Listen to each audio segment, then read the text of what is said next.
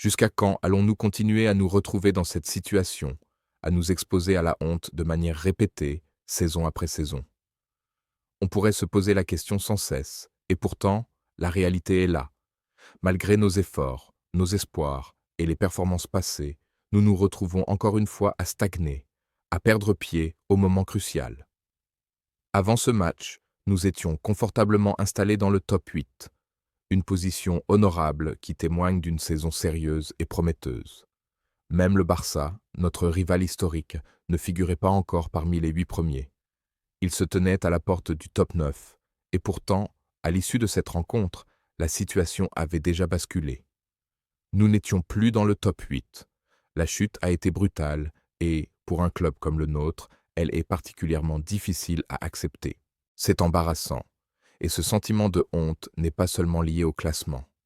Il s'agit d'une remise en question de notre constance et de notre capacité à performer quand la pression est maximale. Ni nous, ni le Real Madrid ne sommes assurés de notre qualification. Nous nous retrouvons une fois encore au seuil d'un barrage, et l'ombre d'une élimination précoce plane sur nos ambitions.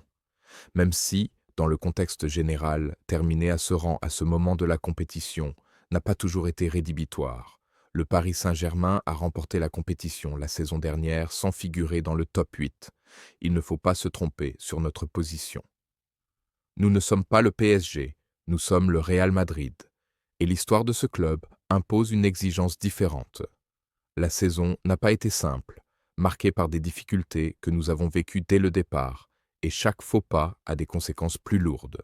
Il est crucial de comprendre que se mettre en danger de manière aussi évitable est un luxe que notre club ne peut pas se permettre.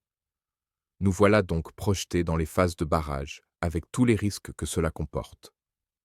La peur d'une élimination, aussi rationnelle qu'elle puisse paraître, est réelle, car elle s'appuie sur le chemin parcouru depuis le début de la saison et sur la fragilité actuelle de l'équipe. Ce constat est difficile, mais nécessaire. Chaque match compte, et chaque erreur peut coûter cher.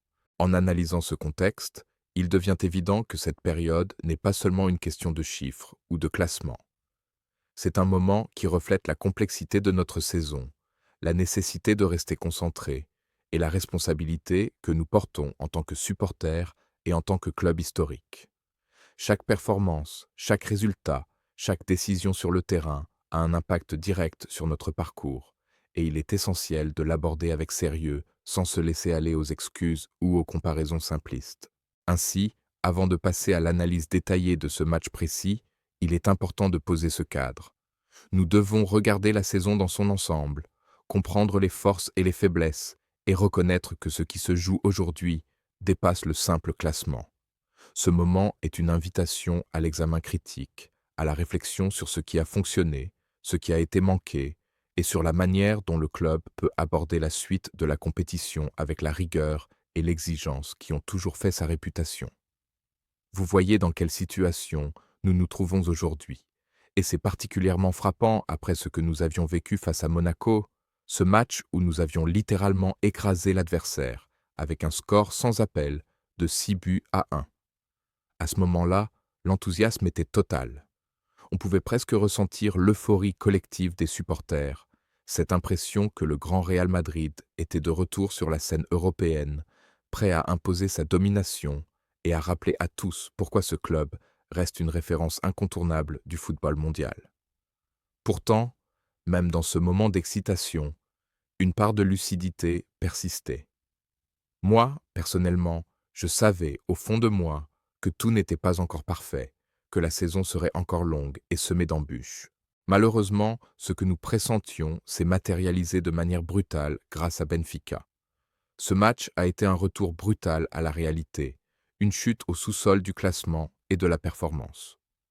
Tout au long de la saison, le Real Madrid a montré des signes de fragilité et d'inconstance, et aujourd'hui, il est évident que ces failles ont été exploitées. Avant ce match, avec l'arrivée d'Arbroa, nous avions enregistré 3 victoires sur 4 rencontres. Le seul revers, contre Albacete, semblait constituer un avertissement isolé. Je pensais sincèrement que la honte et les difficultés de cette saison seraient limitées à cet incident. Mais non, la leçon n'a pas été pleinement assimilée, et l'équipe a reproduit des erreurs qui coûtent cher, cette fois face à une équipe de Benfica affamée et parfaitement consciente de l'enjeu. Benfica est venu avec un plan clair et une intensité constante, adoptant une approche stratégique digne des grandes équipes européennes. Une défense resserrée, une anticipation constante et des contre-attaques extrêmement rapides. Ils ont joué avec une précision et une vitesse qui rappellent les grandes heures de José Mourinho au Real Madrid. Dès le coup d'envoi, on sentait que chaque mouvement, chaque récupération de balle et chaque transition était pensé pour surprendre et déstabiliser notre défense.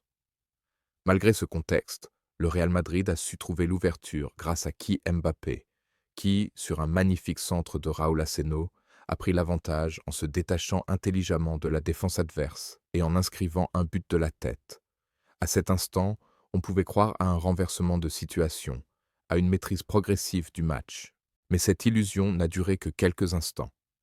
Benfica, malgré des occasions manquées, a continué à exercer une pression intense et constante. Leur rythme, leur capacité à exploiter les moindres erreurs et à transformer la moindre hésitation en opportunité était impressionnant. Et c'est là que les limites de notre défense ont été exposées. Thibaut Courtois, par son talent et ses arrêts monumentaux, a évité une défaite plus lourde. Mais même ses interventions n'ont pas suffi à masquer la vulnérabilité structurelle de l'équipe. Benfica a réussi à égaliser grâce à une coordination parfaite. Pavlovic et ses coéquipiers ont exploité une erreur défensive, créant un centre précis qui a conduit à un but imparable. Le pire est arrivé peu de temps après, lorsque le Real Madrid a concédé un penalty dans les toutes dernières minutes de la première mi-temps. Une erreur de concentration, un geste mal maîtrisé, et Benfica a transformé cette opportunité en avantage. Ce sont ces moments qui résument la difficulté actuelle de notre équipe. On peut marquer, on peut avoir de bonnes phases, mais la moindre faille est immédiatement exploitée par un adversaire méthodique et déterminé. En tant que supporter, il devient difficile de savourer les rares instants de joie, car la frustration et l'inquiétude prennent rapidement le dessus.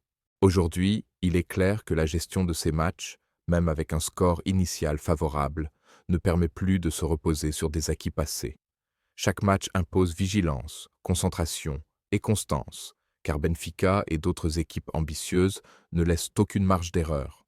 Même un gardien, par sa capacité à anticiper et à se placer, peut faire basculer le match en faveur de son équipe, et c'est exactement ce qui s'est produit. La rapidité, l'agressivité dans les transitions et la qualité tactique de Benfica ont mis à nu des lacunes structurelles que le Real Madrid devra corriger pour espérer retrouver un niveau de performance conforme à son histoire et à ses ambitions. En résumé, ce match nous rappelle que la gloire passée ne suffit plus, que la régularité et la discipline restent essentielles, et que chaque erreur peut être fatale. Nous ne pouvons plus nous permettre de nous fier à notre réputation ou à nos succès antérieurs. Le football moderne exige une constance et une exigence de chaque instant, et ce match est une leçon claire de ce que cela implique. La route reste longue et semée d'embûches, et il faudra observer attentivement comment l'équipe saura répondre à ce défi dans les semaines à venir. Même leur gardien a réussi à marquer contre nous. Cela résume assez bien l'état dans lequel se trouve le Real Madrid actuellement. Une telle situation est à la fois humiliante et révélatrice.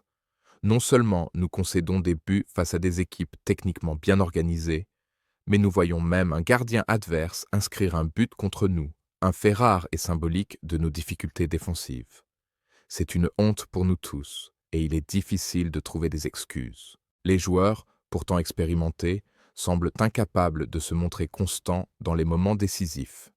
Certains commencent à retrouver un peu de leur niveau, comme Mastantuono Maturbino, qui a montré quelques signes encourageants dernièrement.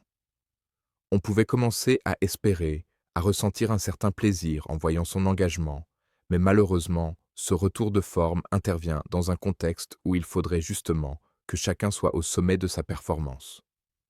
Dans les grands matchs, ceux qui font réellement la différence, il est attendu que les joueurs se transcendent, et ce n'est pas encore le cas. Même si certains succès récents, comme cette victoire éclatante contre Monaco avec 6 buts inscrits, peuvent donner l'illusion d'un progrès, il faut garder la perspective. Monaco reste une équipe relativement faible, qui ne représente pas une réelle menace, même en Ligue 1. Ce n'était pas une performance qui pouvait masquer nos lacunes structurelles ou notre manque de rigueur. Aujourd'hui, ces lacunes sont apparues de manière flagrante.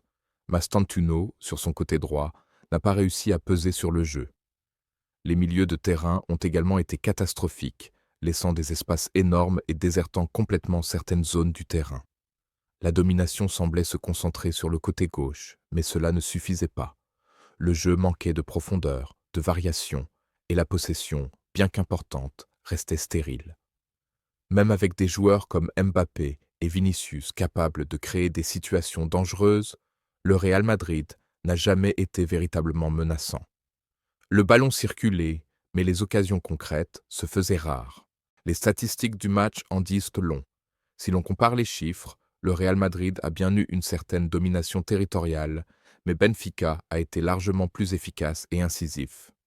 Avec 22 tirs, dont 12 cadrés, et plusieurs occasions franches, ils ont mis notre défense à l'épreuve de manière constante. Le Real Madrid, de son côté, malgré 16 tirs au total, n'a cadré que 6 tentatives. Cela illustre parfaitement notre inefficacité. La possession ne suffit pas, et sans précision et organisation, même un club de notre stature peut se retrouver en difficulté face à une équipe bien préparée. Dans ce contexte, il devient évident que certaines équipes, comme le FC Barcelone, sont aujourd'hui mieux préparées et plus constantes. Barcelone se situe parmi le top 5 et leur qualification semble justifiée tant par la régularité de leur jeu que par leur efficacité collective. Leurs joueurs parviennent à combiner créativité, rigueur tactique et finition, là où le Real Madrid peine à conjuguer ces aspects dans les moments clés. Même si Mbappé inscrit son 12e ou 13e but dans la compétition et entre ainsi dans l'histoire de la Ligue des Champions, cela ne suffit pas à compenser les lacunes structurelles de l'équipe. Les individualités brillantes ne peuvent masquer des faiblesses défensives ou un manque de cohésion sur le terrain. La défense a été particulièrement problématique aujourd'hui. Sous la pression constante de Benfica, les lignes étaient désorganisées, incapables de ressortir proprement le ballon et exposées à des contre-attaques rapides et coordonnées. Le pressing adverse était systématique et intense, laissant le Real Madrid incapable de construire un jeu fluide. C'est ce qui a conduit à l'égalisation et au pénalty concédé peu avant la mi-temps, un manque de concentration et de coordination qui coûte cher dans les moments cruciaux. Ainsi, ce match est un rappel sévère de la réalité. La qualité individuelle, aussi impressionnante soit-elle, ne remplace pas la rigueur collective et l'efficacité tactique. Le Real Madrid doit apprendre à se structurer, à défendre solidement et à transformer sa possession en danger réel pour l'adversaire. Jusqu'à présent, ces fondamentaux manquent, et cela se traduit par des défaites, des égalisations évitables et, dans certains cas, une élimination prématurée. Enfin, face à Benfica, le Real Madrid a montré des signes inquiétants de vulnérabilité qui contrastent fortement avec la solidité et la détermination du FC Barcelone. Même lorsque des décisions arbitrales controversées apparaissent, comme un penalty accordé ou non, la performance collective de l'équipe est ce qui détermine réellement l'issue du match. Et aujourd'hui, force est de constater que sur le plan collectif, nous avons été largement dépassés.